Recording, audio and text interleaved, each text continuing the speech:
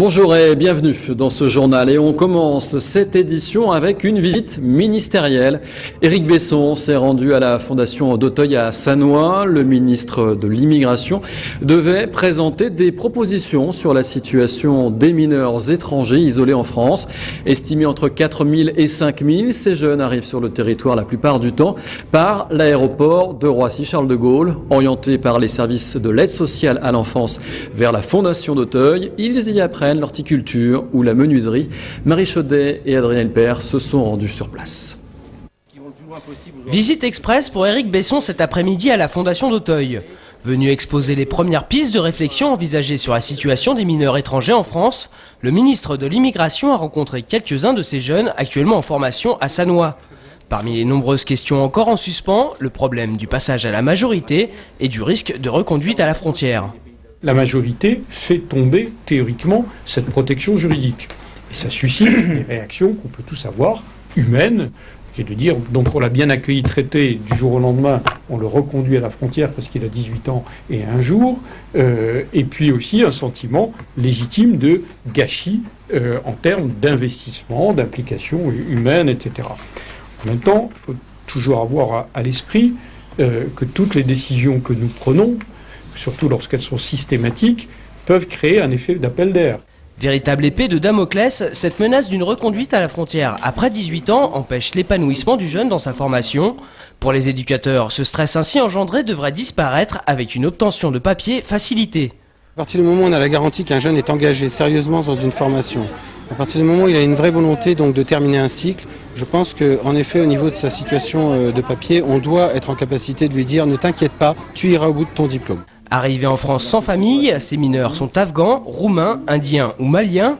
Avec des histoires personnelles parfois difficiles, nombreux sont ceux qui veulent s'en sortir par le travail. Ce sont des jeunes qui veulent excéder dans un métier qui est manuel déjà au départ, ce qui va permettre de les mener sur une vie active et s'insérer dans la population française, puisque bon, ce sont des jeunes qui ont souffert et qui, par le biais du travail et puis de la formation, s'en sortir vraiment.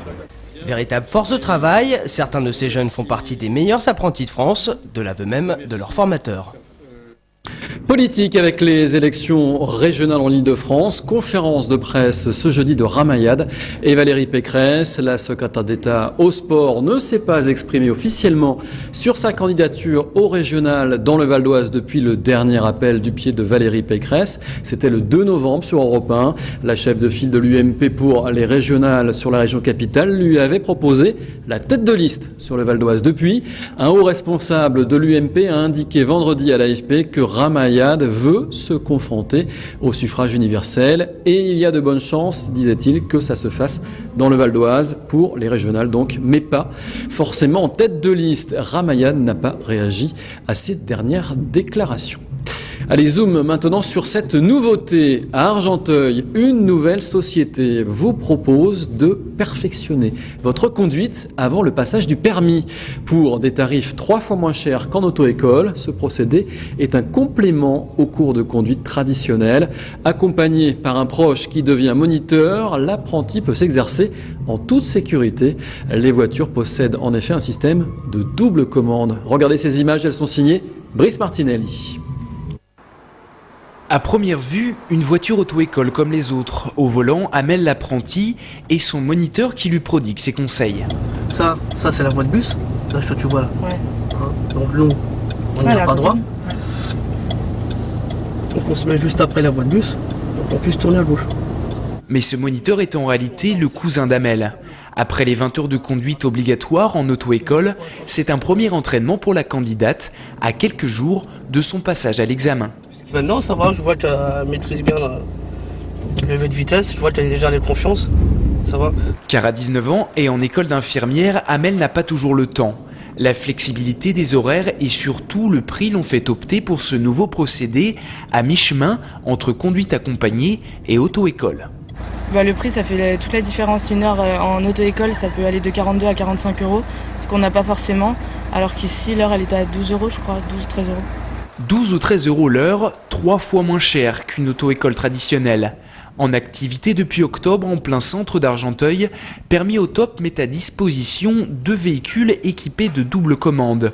L'accompagnateur peut alors maîtriser la voiture en cas de danger. C'est de la conduite accompagnée, mais pour adultes. C'est ce que j'appelle moi pour adultes, puisque jusque-là c'était à partir de 16 ans avec les parents. Là c'est pour les gens qui ont 18 ans et plus, qui ont effectué donc un minimum d'heures en auto-école et qui veulent perfectionner la conduite avec un proche. Ouvert tous les jours de 6h à 22h, Permis au Top s'insère comme un complément aux auto-écoles, une alternative pour ceux qui ont besoin de s'exercer avant de passer leur permis.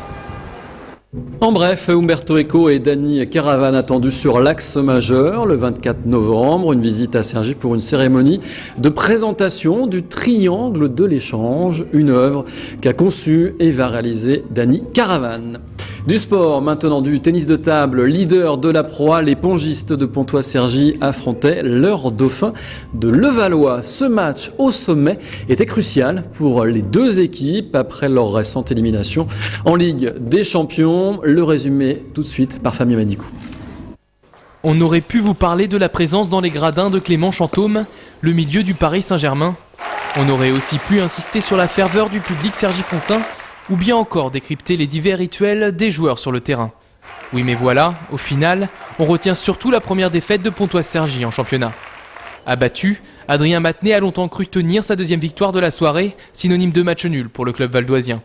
Mais moins vif que d'ordinaire, le Français a cédé face au Russe Igor Rubtsov dans la manche décisive. L'espoir tricolore reste toutefois philosophe. J'ai quand même en ce moment un peu les matchs en main, mais bon, quand même je suis content de moi, même s'il y a la défaite, j'apprends certaines choses et c'est vrai qu'à certains moments je dois prendre plus de risques et c'est ça le haut niveau. Et il faut prendre des risques et moi pour l'instant je suis peut-être un peu novice là-dedans, donc on verra bien plus tard. Adrien Matenay ne peut être tenu seul responsable de la défaite valdoisienne, 2 victoires à 4. C'est surtout Ying Shao-un, ex numéro 10 mondial, qui a fait pencher la balance en faveur de Levallois. L'ogre chinois n'a fait qu'une bouchée de Peter Franz avant de connaître des sueurs froides face à Zoltan Fejer-Konert. L'Allemand a poussé le géant asiatique jusqu'à un 5e set où les échanges furent de toute beauté.